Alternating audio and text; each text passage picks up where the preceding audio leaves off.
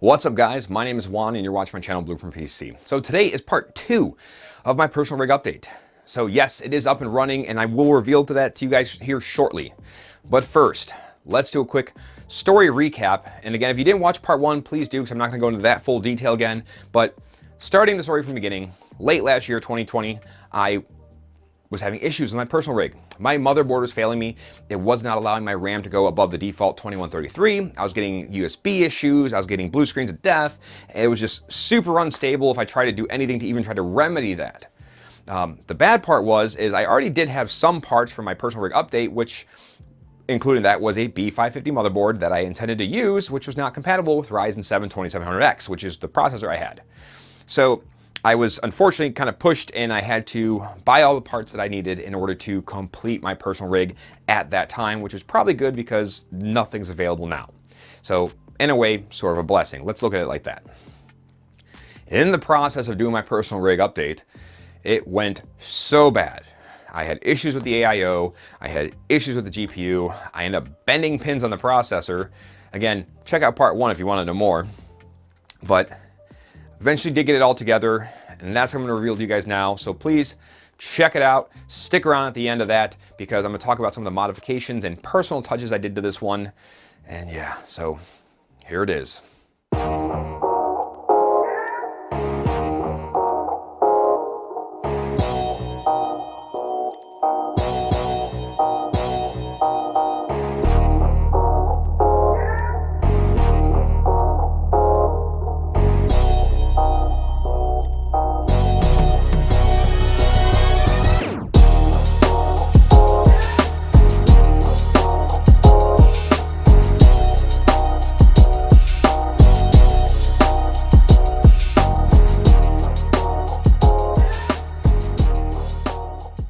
Alrighty guys, so here she is in all of her glory. Just watch the montage on this one.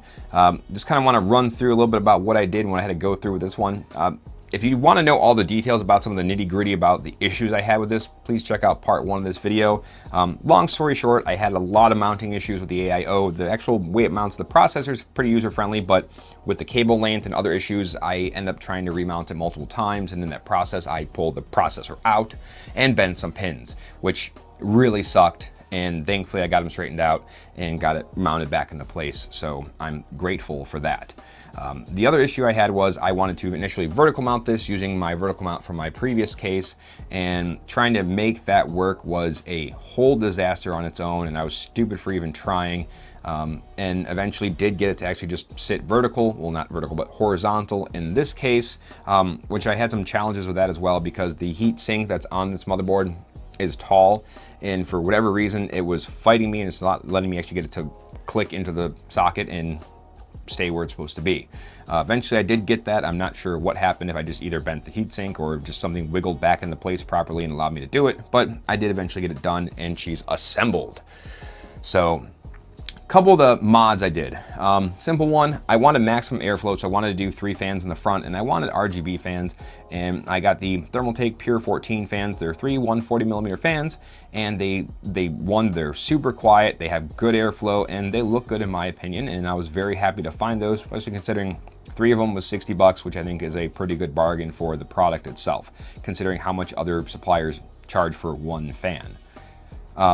The other thing I did was the cable extensions. These are Formula Mod extensions. They're, pretty good for the price in all honesty. I have no issues with them. They've been working fine with no issues. They don't get hot. They're not cheap. They're not flimsy. They're actually very well made. And, they look good. Considering that I could have went with full custom cable mod ones and it would have cost me like $200 probably, this was a bargain because I was able to get all the cables I needed for this build to match the colors on the motherboard for about $60. So I was very pleased there. And again, they have a huge variety of colors. So I actually had trouble choosing between the ones that I wanted to actually go with. And I eventually chose these ones, which again, I'm very happy with this.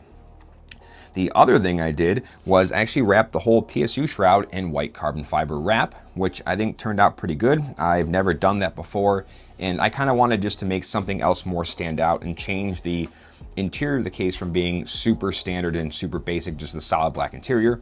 I also think that this does a nice job of actually bouncing some of the light around to help flood the interior with more RGB light. And, you know, it just also, I think, softens it a little bit because of that factor. The biggest mod I did with this case was actually pulling out the front panel here. That's for the PSU shroud. So if you're only running 2 fans, there's a panel that seals up the PSU basement. So there's completely blocked off. And in order to mount a fan or an AIO in the front, you need to pull that panel out. Well, I didn't want this big gaping hole there, so what I did was actually cut the panel, shaped it, and created a little air dam in there to help deflect air in different areas. So the way I did it actually allows air to flow into the PSU basement and actually up the back panel to help cool those components down. But a majority of the air is actually redirected up into the main chamber to help keep the GPU as cool as possible, which I think was just perfect because she hovers around 70, 72 degrees, considering how much of a beast this card is and how much heat it does kick off. I think that's a pretty good win right there. But that was the majority of what I did, guys. I think it turned out well. I have been using it for gaming and video editing, and it works freaking amazing. So I'm very pleased with that. Outside of that, in the comments, let me know what you would have done differently or just wouldn't have done at all, and, you know, maybe some changes you would do. The only other mod I'm really considering doing in the future is maybe pulling the filter out of this top panel here just so it creates a better exhaust flow for the AIO itself. But outside of that, guys, that's all I have for you in this one. Let me know what you think in the comments below, and please hit that like and subscribe button, and I will catch you in the next one.